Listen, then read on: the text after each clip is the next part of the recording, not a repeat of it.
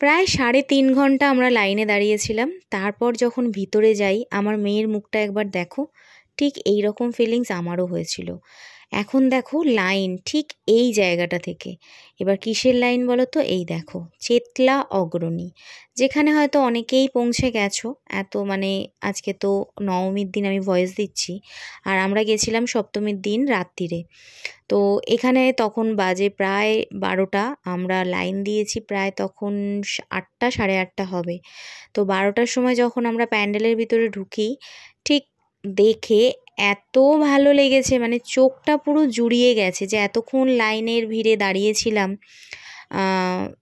তো কোনো রকম প্রবলেম হয়নি এটা বলবো না, খুব প্রবলেম হয়েছে। কিছু রাস্তাঘাটে কিছু মানুষ এমন আছে যারা শুধু ভিড় বাড়াতে আসে, প্যান্ডেল দেখার নাম করে মহিলাদের ধাক্কাধাক্কির মধ্যে ফেলে দেয়, এবং বাচ্চারা যে সাথে আছে তাদের তো কোনো গ্রাহ্যই করে না। কিছু মানুষ এরকম আছে, আবার কিছু মানুষ তার মধ্যে আছে ভালো, বাচ্চাদেরকে গাইড করে।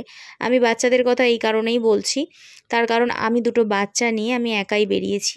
আর তোমরা যারা আমার ভিডিও অনেক বছর ধরে, মানে বেশ কয়েক বছর ধরে ফলো করো, তারা জানো যে আমি আমার হাজব্যান্ডের জন্য এই পুজো কটা দিন আমার বাচ্চাদের পুজো নষ্ট করতে চাই না।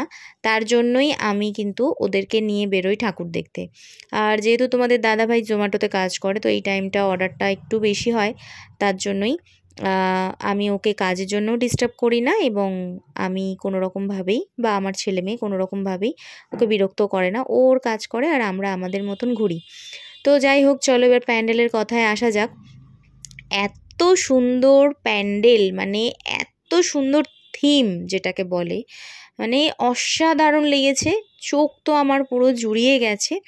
তবে এখানের ম্যানেজমেন্টের অনেক সমস্যা, মানে যেটা মোটামুটি কম টাইমের মধ্যে আমরা ঢুকে যেতাম বা পৌঁছে যেতাম মণ্ডপে, সেটা অনেকটা টাইম ধরে এখানে যাওয়া হয়েছে।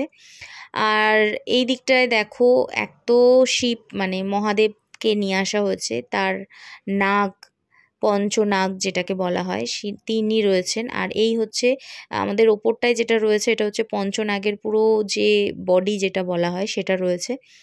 আর তার মধ্যে তো একটা লাইটিং দিয়ে মানে এত সুন্দর করেছে, মানে আমি মুখে কোনো রকমভাবে তোমাদেরকে মানে বলে বোঝাতে পারবো না, যারা দেখেছো তারা বলতে পারবে।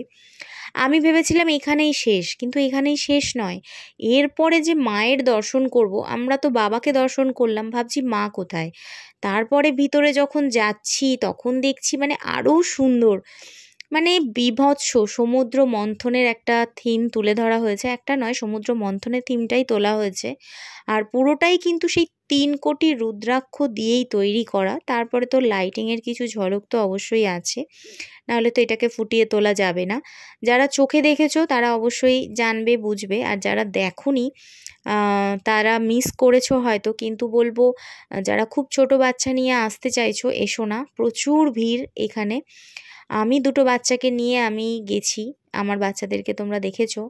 তো তবুও অনেক গাইড করে করে করে করে গেছি, এবং তার সাথে ভিডিও ক্লিপ করে নিয়ে এসেছি তোমাদের সাথে শেয়ার করব বলে। তো যাই হোক, এই ভিডিওটায় তোমরা যদি একটু ভালোবাসা দাও, আমার যতটুকু কষ্ট হয়েছে ভিডিওটায় ততটুকু সার্থক হয়ে যাবে।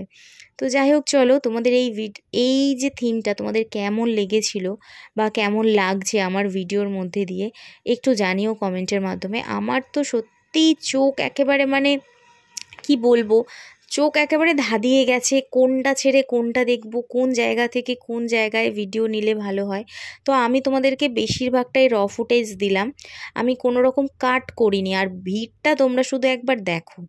যাই হোক, ভিড় টেলে যখন মায়ের সামনে আসলাম, মায়ের দেখো মাথার উপরটাও ঠিক এরকমই কালারিং দিয়ে সমুদ্র মন্থনের কিছুটা করা হয়েছে। আর এটা দেখো, তোমাদেরকে একদম কাছ থেকে দেখালাম, এই যে ঘটি টাইপস কিছু, তো এটাকেও পুরো রুদ্রাক্ষ দিয়েই কভার করা।